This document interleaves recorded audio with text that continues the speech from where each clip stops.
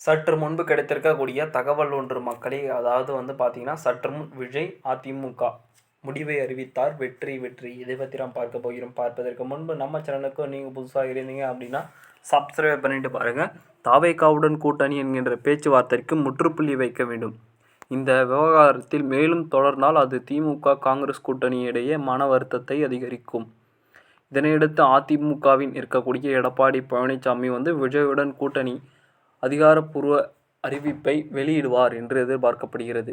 பொறுத்திருந்து பார்ப்போம். தமிழகத்தில் திமுக காங்கிரஸ் கட்சிகளுக்கு இடையேயான கூட்டணி நீண்ட காலமாக நீடித்து வரும் நிலையில் 2026 சட்டமன்ற தேர்தலில் தாவேகாவுடன் அதாவது இபிஎஸ் கூட்டணி அமைக்க முயற்சிகளை அவர் எந்த ஒரு பதிலும் சொல்லவில்லை அப்படின்னு தான் இங்கே போயிட்டுருக்குங்க. அதாவது அதிக சீட்டுகள் ஆட்சியில் பங்கு கேட்கதால் அதாவது அதிமுக கூட்டணி என்றும் ஒரு சூழலுக்கு தள்ளப்பட்டிருக்கு.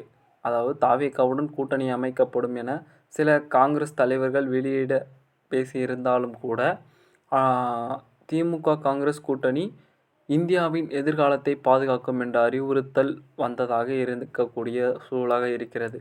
கரூர் சம்பவம் பிறகு ராகுல் காந்தி விஜயை தொலைபேசியில் அழைத்து ஆறுதல் தெரிவித்த பிறகு தாவேகா காங்கிரஸ் கூட்டணி குறித்து பேச்சுவார்த்தைகள் மேலும் விவகாரங்களை கிளப்பியிருக்கிறது. இதனையடுத்து அதிமுக எடப்பாடி பழனிசாமி முழு வேளையாக அதாவது விஜயுடன் ரகசிய பேச்சுவார்த்தைகளுடன் பேசிக்கொண்டிருப்பதாகவும் அதாவது விஜயுடைய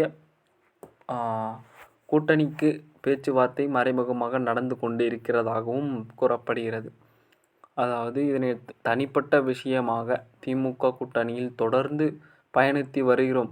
தொடர்ந்து 4-5 ஆண்டுகளாக தேர்தலுக்காக கூட்டணி அமைத்து ஜெயிச்சிட்டே இருக்கிறோம். அங்கு தொடர்ந்து வெற்றியும் பெற்று வருகிறோம். இந்த ஒரு பிரச்சாரண காரணமாக திமுக கூட்டணி தான் தொடர்ந்து நல்லது நடத்து கொண்டிருக்கிறார்கள். அப்பொழுதுதான் நமக்கு வெற்றியும் கிடைக்கும் என்று ஒரு உறுதியாக கூறியிருக்கிறார். அதனையடுத்து திமுக கூட்டணியின் தொடர்ந்து அவரது கருத்து மக்களை எதிர்க்கட்சி தலைவர் ராகுல் காந்தி விருப்பம் தெரிவித்ததாக கூறப்படுகிறது. நேற்று பேசிய போது கலந்து கொண்ட நிகழ்ச்சியில் தமிழ்நாடு துணை முதலமைச்சர்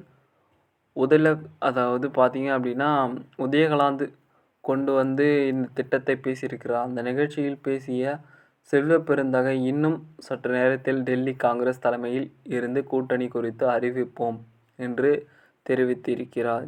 இதனையடுத்த சம்பவத்தின் பிறகு இந்த நிலையில் தமிழகத்தின் எம்பி ஜோதிமணி உள்ளிட்ட காங்கிரஸ் விஜய் கூட்டணிக்கு இணைவது போன்ற பல கருத்துக்களை கூறி வந்தார். இதனையடுத்து அதிமுக கூட்டணி வைப்பதை பற்றியும் மும்முரமாக பேசிக்கொண்டிருக்கிறார். இந்த நிலையில் தாவேகாவுடன் கூட்டணி வைத்து அதிமுக வைத்து வெற்றி பெறுமா என்ற ஒரு வாய்ப்புக்கு தான் வாய்ப்பு இருக்குது. அதிமுகவுடன் பார்த்தீங்கன்னா தாவேகா தலைவர் விஜய் ஒரு கூட்டணியை போட்டு ஆட்சிக்கு வந்தாங்கன்னா கண்டிப்பாக ஜெயிப்பாங்க. ஆனால் இதில் ஒரு பெரிய சிக்கல் என்ன அப்படின்னு பார்த்தீங்கன்னா அவங்களுக்கிடையே யார் பதவிக்கு வருவாங்க அப்படின்னு 2026 சட்டமன்ற தேர்தலில் யார் அந்த அமர்வில் அமருவாங்க அப்படின்றது ஒரு சிக்கலாக இருக்கும். இந்த விவகாரங்கள் மேலும் தொடர்ந்து திமுக காங்கிரஸ் கூட்டணியிடையே வருத்தங்களை அதிகரித்திருக்கிறது. நம் திமுக கூட்டணியில் தான் 2026 சட்டமன்ற தொகுதி தேர்தலில் தொடர வேண்டும் என்கின்ற அறிவிப்பு உடனடியாக வெளியிட்ட முன் வந்துள்ள காங்கிரஸ் டெல்லி தலைமை. இதை பற்றி நாம் பார்ப்போம்.